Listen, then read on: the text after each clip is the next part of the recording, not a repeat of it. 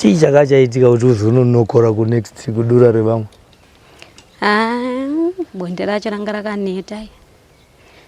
Ndikati ariganimbotraya timboona kuti kunze uko kwakamira sei, ndikaona aiwa zviri kunze uko ndiwaseka takunantsva imbondirova mumaoko moyangu ugare pasi kana uchiti mutakunanza uri kureva kuti kuri kuchinakidza taifara. Maifara?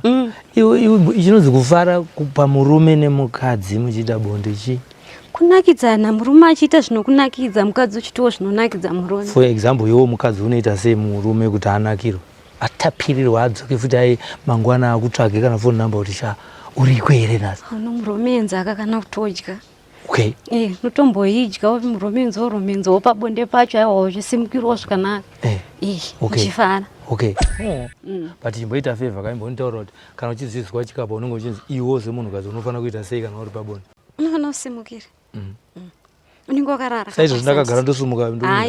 Mukadzi anenge akarara handiti. Wakarara kudaro. Ichi chako ichi ndo chinofanira kunge chiri pasi. Kudai nemakumbo ndo anenge akabhalansa. Okay. Wakasimudza murume mudenga. Wakamusimudza haungoti dai wochoti wasimudza wobva wastika. Aiwa. Haungomusimudze chete saka uchizonzi unotambirira. Ndokwaona kuti kukurungira.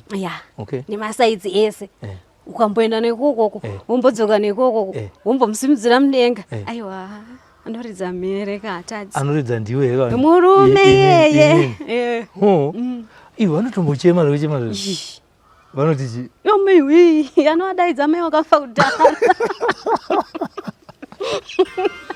Ndiri seni zvangu ini ndashandira kumadhora.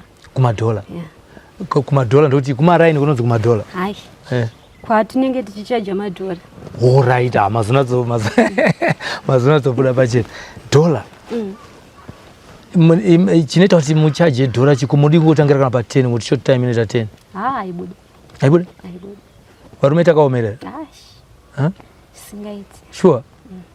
Okay. Yeah. Saka asi dhora inotokwanisa kutombobudawo mariyo. Dhora inobuda. Asi ndotombonzwa futi kuti mumbonedzerana futi dhora iro rakuramba kubuda. Rinotogona kuramba kubuda. Pane pamakambori nyimwa here? Kakawanda. Nema? Kakawanda. Iyo muna akutsotsa beans. Obva akutsotsa futi dhora. Ayo unonyepa. Chiwo. Kakawandisa.